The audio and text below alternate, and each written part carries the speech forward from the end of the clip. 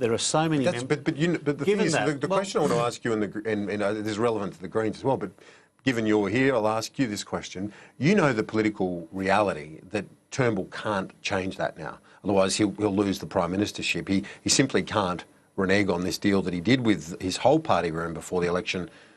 Now, you know that's the political reality. Why aren't you pragmatic to say, OK, if we can't get it done that way, we'll do it this way and lead the debate so it is a positive discourse, rather than just say, oh, hands up, can't do it?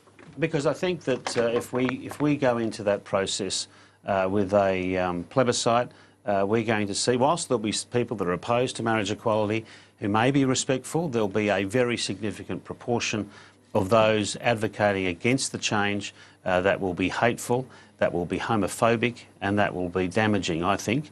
Why should we go through all of that when in fact the Parliament is there? And there is another issue. Isn't it then incumbent upon you and Bill Shorten and Penny Wong and others to then lead the debate in the way you want it to be achieved? And you've also got Turnbull supporting the idea, so he'd be saying he'd vote for it. Lucy Turnbull saying she'll vote for it. I'm a member of Parliament. I believe in the Westminster system. I don't believe in plebiscitary democracy.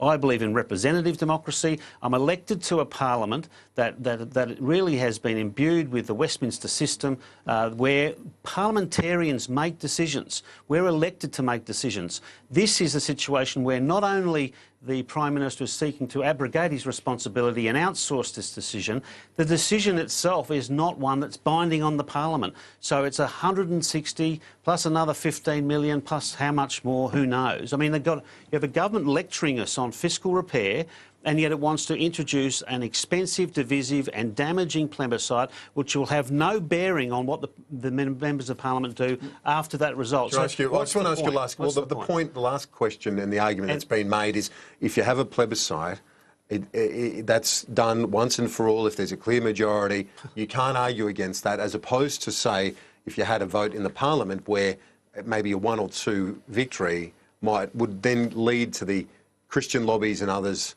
saying that this is not legitimate, and they will continue to undermine it. And they'll always say that. How would they say it if there's a win of 60% majority? The Liberal Party like to lecture Labor and others about how they are a party of conscience. Well, here we have a potential an opportunity, if you like, to put the matter to the Parliament and allow people's conscience to make the decision. And if there's enough members of the government of goodwill and of good conscience wanting to do that, we can make the decision as we were elected to do. And I think it's absolutely right that Bill Shorten and Labor continue to prosecute the argument that this is the way in which we should deal with this matter.